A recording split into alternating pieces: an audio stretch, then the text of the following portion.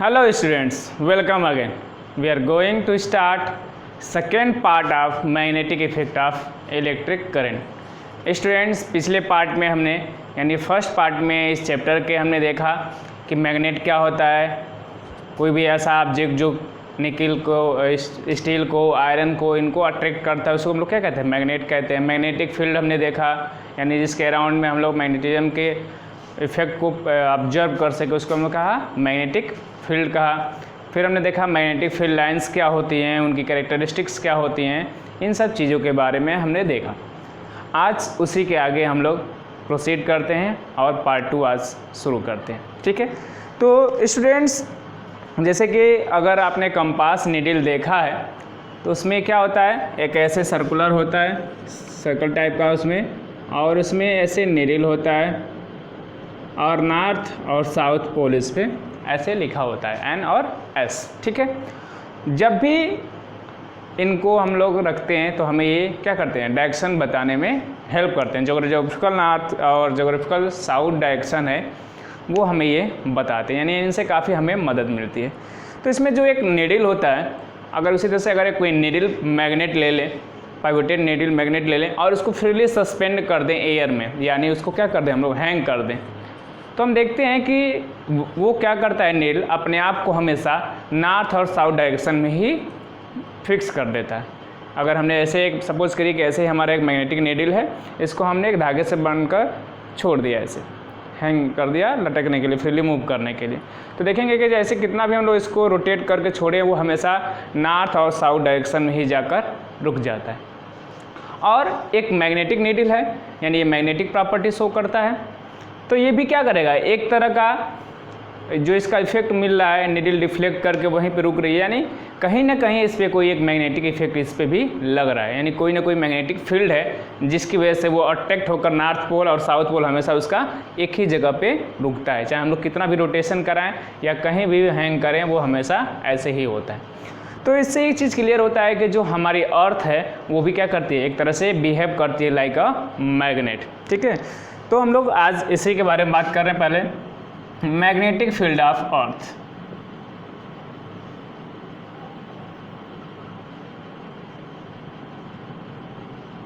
Magnetic field of earth, तो इसीलिए जैसे ही हम लोग पाइवोटेड नीडल मैग्नेट को हैंग करते हैं फ्रीली, तो हमेशा नॉर्थ और साउथ डायरेक्शन में वो रुक जाता है।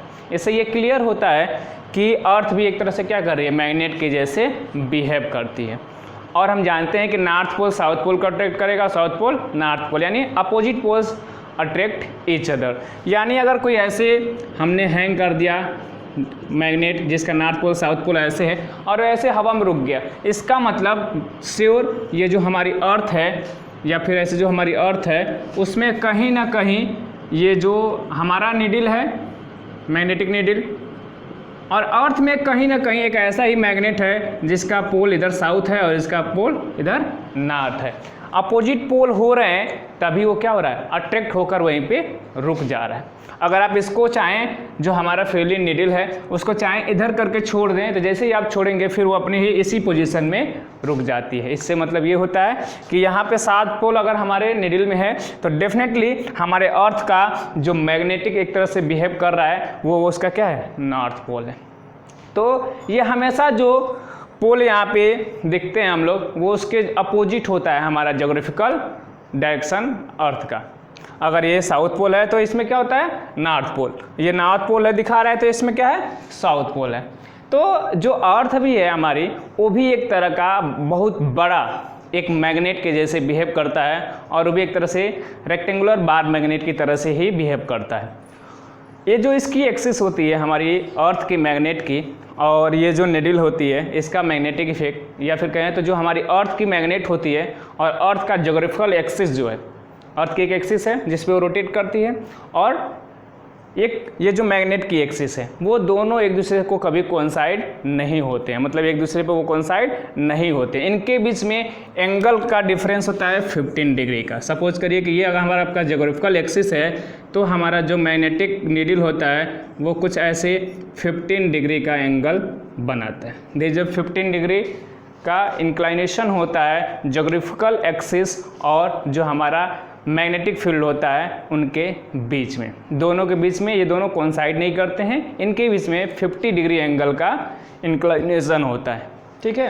यानी हमारी जो ज्योग्राफिकल एक्सिस होती है और मैग्नेटिक फील्ड का जो एक्सिस है, यानी जो अर्थ की मैग्नेटिक फील्ड है उस पर दोनों में 50 डिग्री का डिफरेंस होता है, 15 नॉट 50, 15 डिग्री, 15 डिग्री का डिफरेंस होता है, वो इंक्लाइंड होती है 15 डिग्री पे।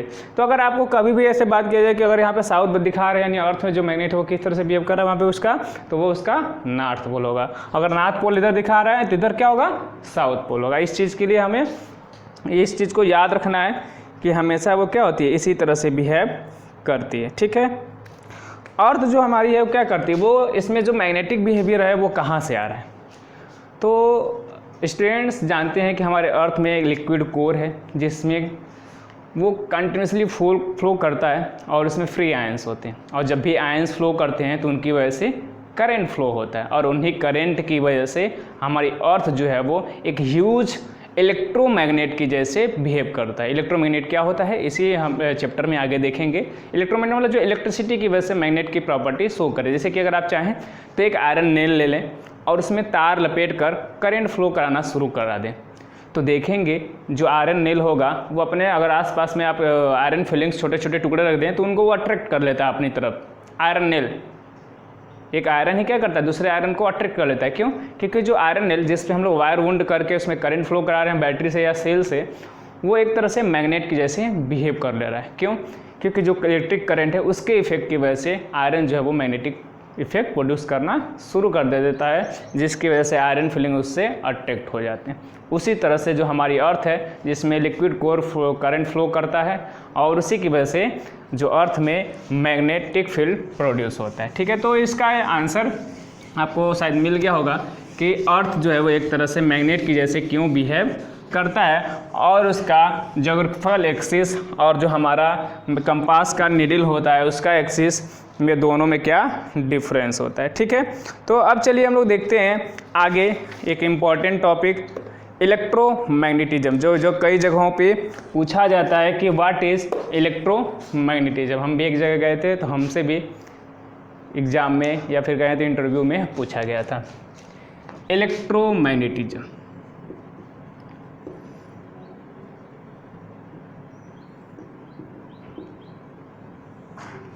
इलेक्ट्रोमैग्नेटिज्म मतलब ये दो चीज़ों से मिलकर बना है, एक इलेक्ट्रिक और एक मैग्नेटिक। मतलब ऐसा मैग्नेट जो इलेक्ट्रिसिटी की वजह से बना हो, इलेक्ट्रोमैग्नेटिज्म इसी इफेक्ट को कहा जाता है। जैसे इस तरह से जो मैग्नेट बनता है उसको हम लोग इलेक्ट्रोमैग्नेट कहते हैं, और इस प्रोसेस को हम लोग कहते हैं इलेक्ट्रोमैग्नेटिज्म। जैसे अभी हमने बोला था आयरन नेल पे हम लोग कॉपर वायर वुंड करके जब करंट फ्लो कराते हैं तो जो मैग्नेट आयरन नेल होता है वो करंट मैग्नेट की तरह से बिहेव करना शुरू कर देता है। तो उसी तरह से अगर हम देखें तो अगर हम लोग क्या कर लें, एक वायर ले लें और उसको बैटरी से ऐड कर दें और इसमें स्विच लगा दें, ठीक है। ये वायर हो गया हमारा ए बी, इसमें हमने स्विच लगा दिया और बैटरी लगा दी, ठीक। इसमें हमने एक कंपास नीडल यहाँ पे लाए, यहाँ पे हमने कंपास नीडल रख दिया, ठीक। हम चेक कर रहे हैं ऐसे, जैसे यहाँ पे अभी यहाँ पे स्विच जो है हमारी की जो है वो क्या है, ओपन है। जब की ओपन है means there is no flow of current, current flow नहीं कर रहा है। ये एक्सपेरिमेंट हम लोग खुद भी कर सकते हैं अगर हमारे पास कंपास नीडल है तो जैसे ये की ओपन है तो हम देखेंगे कि कंपास नीडल में कोई डिफ्लेक्शन नहीं होता है, लेकिन जैसे ही इस कंपास नीडल में देखेंगे कि डिफ्लेक्शन होना शुरू हो जाएगा। कब? जब इस स्विच को की को क्लोज कर दिया जाता है। यहाँ पे ओपन है की और यहाँ पे क्लोज है, तो जैसे ही हम यहाँ पे की को क्लोज करते हैं तो देखते हैं कि जो हमारा मैग्नेटिक कंपास नीडल है उसका जो नीडल था वो डिफ्लेक्ट कर जाता है। There is a deflection in the compass needle. क्यों? ये कब डिफ्लेक्ट होता है? जब एक मैग्नेट कब उस पर कोई तरह का अट्रैक्शन या रिपल्सन लगेगा, जब कोई दूसरा मैग्नेट वहाँ पे आए। यानी ये जो वायर जिसमें करंट फ्लो कर रहा था वो एक तरह से क्या करना शुरू कर दिया, मैग्नेट की तरह से बिहेव करना शुरू कर दिया, और इसी प्रोसेस को हम लोग कहते हैं electromagnetism. This is called electromagnetism. ऐसा मैग्नेट जो इलेक्ट्रिक की वजह से प्रोड्यूस हो रहा है, इसी को हम लोग कहते हैं इलेक्ट्रोमैग्नेटिज्म। और इस इफेक्ट को जो करंट के द्वारा ऑब्जर्व किया जा रहा है, करंट की वजह से, उसको ऑरेस्टेड ने 1820 में ऑब्जर्व किया था। The first scientist who observe electromagnetism was Oersted and he observe this effect in 1820। ठीक है स्टूडेंट्स, 1820 में इस इफेक्ट को वो ऑब्जर्व किए थे। स्टूडेंट्स, इलेक्ट्रोमैग्नेटिज्म में ये एक्सपेरिमेंट आप खुद भी अपने घर पे प्रैक्टिस कर सकते हैं, देख सकते हैं। ठीक, अब इसके आगे हमें ये देखना है कि मैग्नेटिक फील्ड पैटर्न्स या मैग्नेटिक फील्ड लाइंस का कैसा कैसा पैटर्न बनता है अगर जो वायर हो वो वेरी करता जाए। मतलब एक स्ट्रेट वायर हो, सर्कुलर वायर हो, लूप तरह का वायर हो, तो उसमें किसी में भी कैसा फील्ड लाइन पैटर्न प्रोड्यूस होगा, उसका डायरेक्शन किधर होगा, किस रूल से ऑब्जर्व करेंगे, ये सभी चीज़ें हम लोग देखेंगे नेक्स्ट वीडियो में। इस वीडियो में बस यही दो टॉपिक, आई होप ये दोनों टॉपिक आपको आसानी से समझ में आएंगे, क्योंकि दोनों छोटे टॉपिक थे। जो नेक्स्ट वीडियो होगा वो इससे भी ज़्यादा इंपॉर्टेंट होना होगा, क्योंकि उससे एग्जाम में क्वेश्चन जरूर पूछे जाते हैं। उसमें 3 तरह के केस हम देखेंगे, जिनमें से एक न एक केस जरूर एग्जाम में पूछे जाते हैं, उसका रूल जो है वो भी कई बार पूछा जाता है।